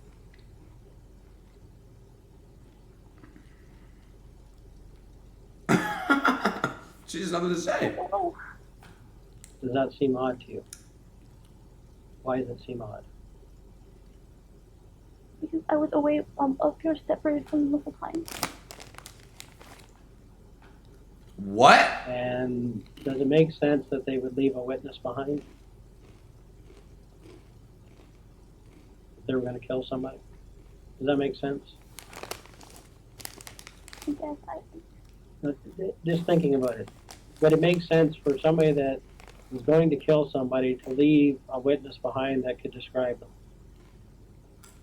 Does that make common sense for killers? She's getting pressed. What do you think? You think that was a mistake they made then? I don't know. They kept saying that they're running out of time. It takes a second to That fucking. takes a long time to kill someone. I know. It takes 1 Jennifer's second. dramatic- By the gun, guess what, Shinagi? She said it took, like, bro, this girl's dumb as shit. Attacks intensify as the discussion of the home invasion continues. She's trying to give off the nonverbal cue that she wants to move past the incident. The detective doesn't respond, but continues to go over the different stages of the night in more detail. He jumps from the beginning to the end to the middle, back to the end, and then back to the beginning again. None of this is for the purpose of information gathering. He is inducing mental fatigue as to diminish Jennifer's critical thinking. This is often done before a direct confrontation, as it can diminish the suspect's ability to consider the long-term consequences of a decision. Jennifer will get stressed and tired. Chad, you guys are so fucking weird, bro. Traumatized by the event being recited, but because it's exhausting keeping up such an act when it's not genuine, and this performance eventually starts to dwindle and becomes gradually less convincing. How did the conversation end with that? I heard my mother calling for my father. And then what? I have to go through this again. Bro. Okay. When you went to bed, was your mom home yet? She'd just gotten home and I went down. I told her of your attack and I went down, I said hi to her and I went back up to my room. Okay. Were you injured at all during the whole process? Not really. Okay. Not really anything? Step 2 of the confrontation setup will now commence. The detective employs what is known as the futility technique. He will tell Jennifer that he has an abundance of resources at his disposal, and even fabricate much of what he asserts. He's indirectly telling the suspect it is useless to resist due to the overwhelming evidence against her. Now, the reason why I'm here today, okay, is that I'm an expert, okay, in what we call truth verification. I talk to thousands of people, okay, and I basically know when somebody's not being straightforward with me, okay. I can tell by the language they use, how they answer the questions, their body language, how they treat the question, that something's wrong here, okay, this doesn't make sense. The detective then gives Jennifer an 8-minute narrative on police tactics and forensic technology, some of which is embellished, but for the most part true. He then asserts that police are able to use infrared satellite imagery to see the occupants inside a household. This is entirely false. And basically, if people are moving around in a house, it's like an x-ray, okay? And basically we're able to tell, you know, are those movements, are those actions, that number of people consistent with the story that we've been told? Are the people in the positions that the witnesses are telling us they were in? Or are they different? Okay? And if they're different, why are they different? But what our question becomes, right?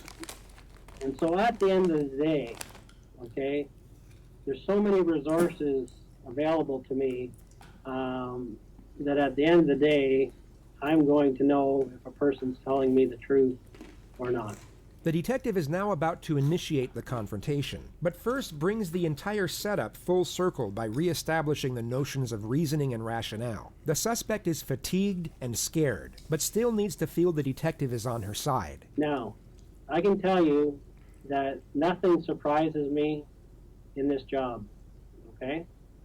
I am well aware that anybody on this earth is capable of making a mistake. Okay? I don't care who they are.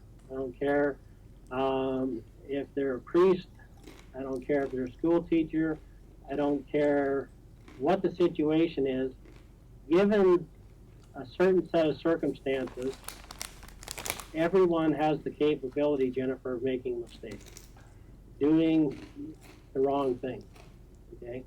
The key, though, when I talk to people is when they made a mistake, okay, that's one thing, right?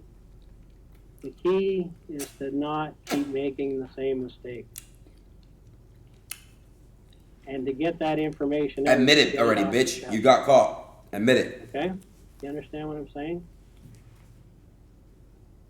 So, at the end of the day, from this case, and I can tell you I've spent... She knows she's fucked, literally a week on this case, going over information after information, accessing all the sources, speaking to every other expert on the case.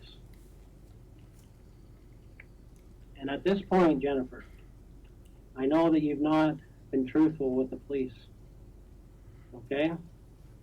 You've not told us everything that you know. Purposely. Okay.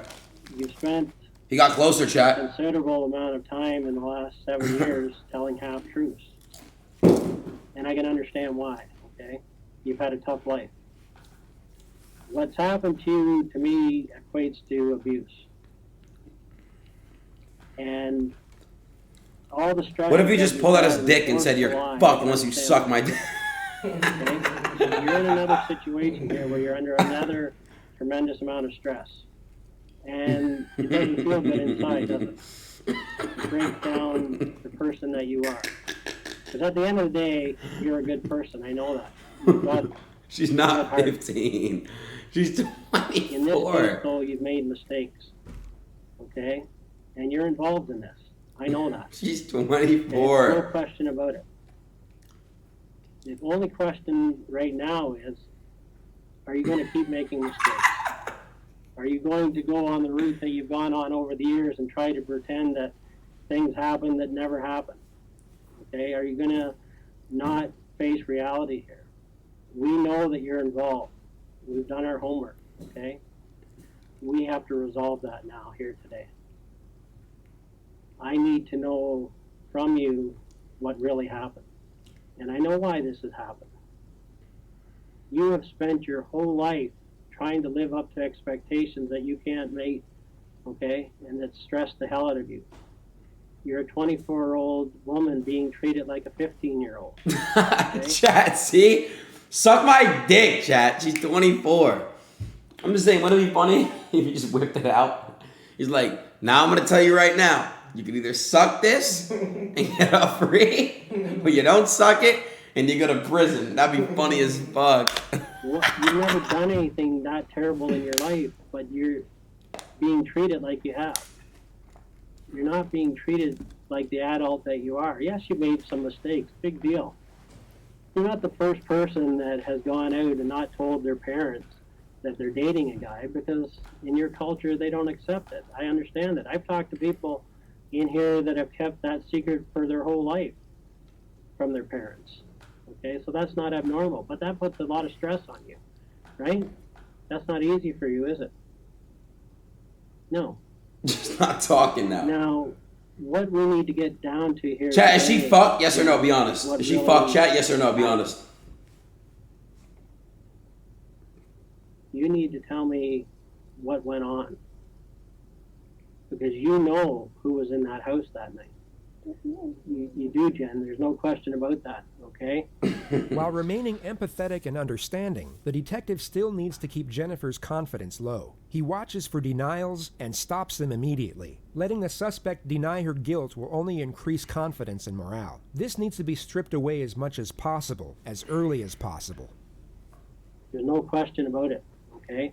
The focus is kept from the magnitude of the crime and concentrated on the justifications of why someone would commit it. Yes, their intentions might have been good, but they're not realistic. They're not, Dan, were they? Jen? Their expectations weren't realistic, were they? You couldn't live up to them, could you? You tried to. Right? Am I right? And finally you had to bite back, right? You had no other choice. You felt like you had no other options. You thought of everything else, including killing yourself. This is Canada. We're in the 21st century here. You cannot take everything out of a person. You can have expectations for your kids, but you can't expect them to do everything the way you want. It doesn't feel good to have secrets, does it? No. You have to let me know. GG's in the fucking chat, man. Okay? Okay. But you were involved. Right? That's the part we need. Okay? We need to hear that from you because we know you were. The detective appears to be getting nowhere, so he now lowers the gauge of admission. A confession to a lesser offense is far easier to attain, but once it is attained, can be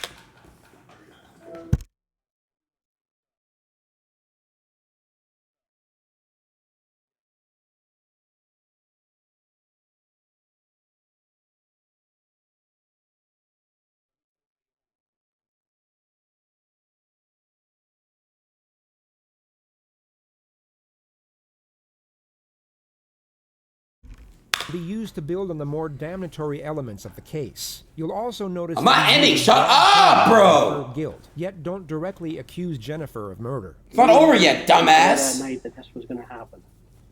I'm going to make that easy on you. That's a true statement, right? You knew before that night... We gotta watch her get fucking imprisoned. Right? Jen? It's not worth it anymore. It's hurting you.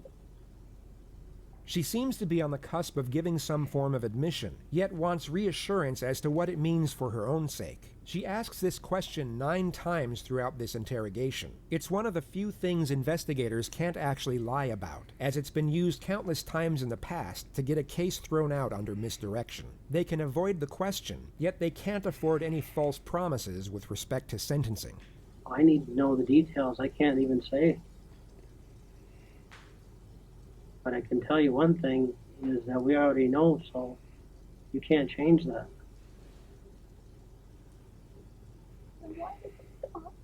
I know you did. But it got too far ahead of you, right? You didn't see... She's fucked, Chad. Here we go. Ahead,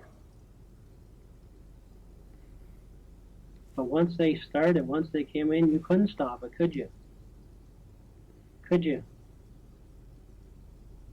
Jen?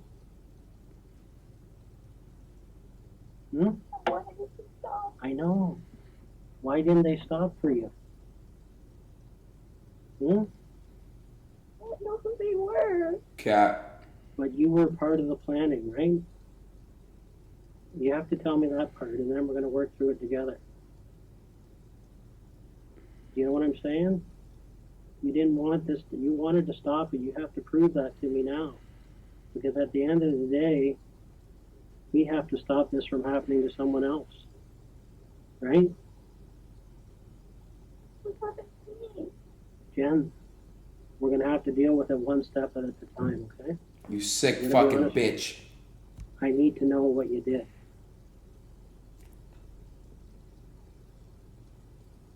And then you and I are going to work through this together. Because the most important part of this whole thing is that we do the right thing for your mom. Right? Bro, I'm streaming.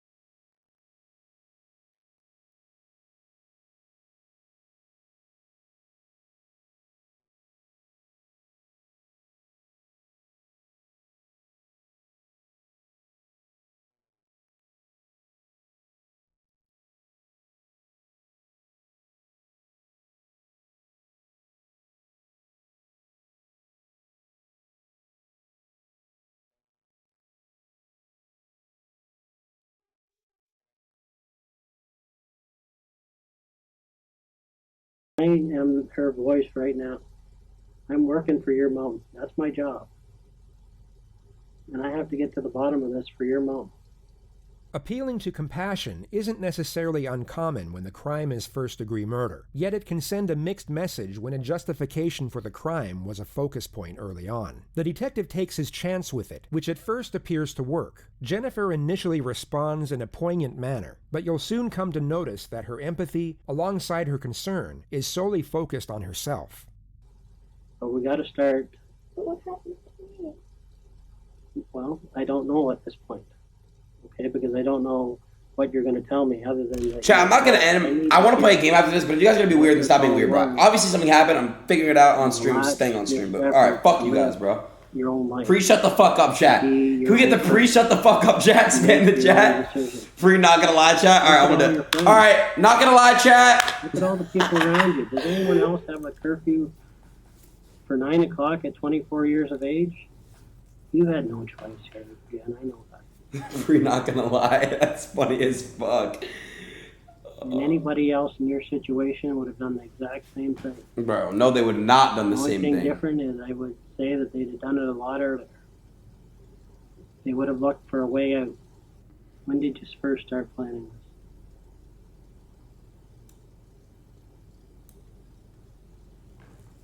When was the final straw? What was the final straw? So that's what this is all about. You want to be a good person here? Jennifer knows exactly what questions to answer and what ones to ignore. Anytime a question is non-incriminating, she gives a response. Yet when they are incriminating, she remains silent. She is no doubt feeling the pressure, but still very aware of the situation and the potential ramifications of her words. Okay. And you know when a good person makes a mistake, they have to face that mistake, right? What's gonna happen to her? Come on, just get in trouble, bitch. You already folded, bitch. What do you think should happen? I don't know. You're going to prove to people that you know what the right thing to do is. That's what is going to happen. That's what your mom wants right now. She's watching us here. She's wondering, is Jen going to make the right decision here? Is Jen, after all of this, going to come out on top doing the right thing? I'm here for you, Jen. I'm here for your mom. This is so tough.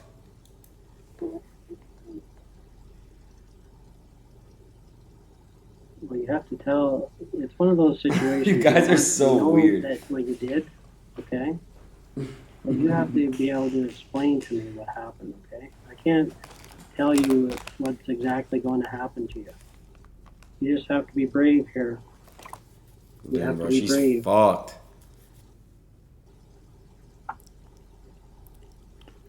Three hours, 20 minutes, and 26 seconds. The exact amount of time it took for Jennifer to display genuine emotion. The investigator would later testify. There we go. The first moment the suspect was. There we go. He allows her to fix there we go. Brought this on and remains completely silent for just under 2 minutes.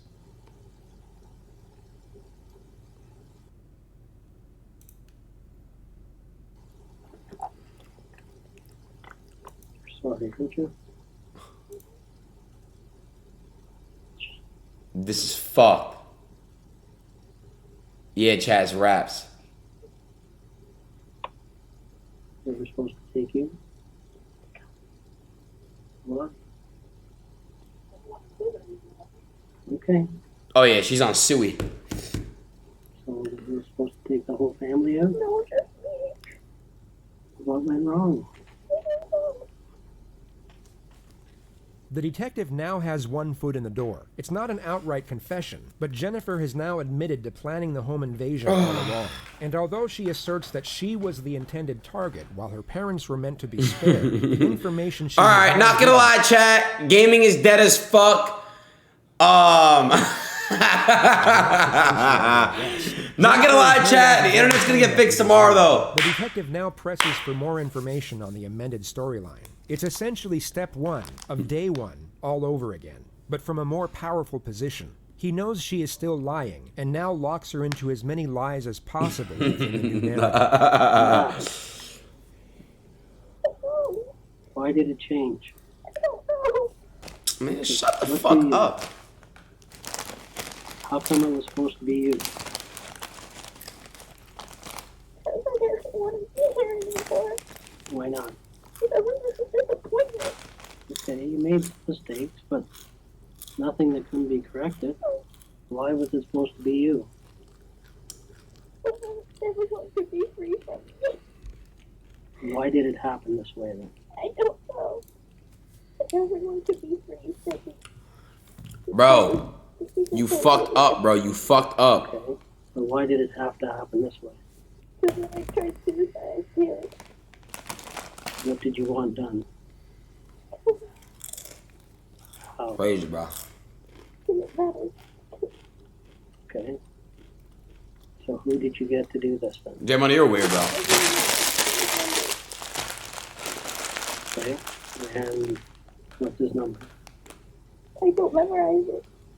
She skirts around the questions surrounding her accomplices and gives multiple fake names. She stated that she got the number of the supposed hitman from an acquaintance named Rick, and that she took everything from there over the phone. Bro. It becomes apparent she doesn't want to give up, or even mention her boyfriend, so for the time being, the detective allows her to recount her amended narrative. I can't lie though, W girlfriend though, hey! Instructed the hitman over the She phone. low-key holding it down though, chat! I told him that I wanted to be killed.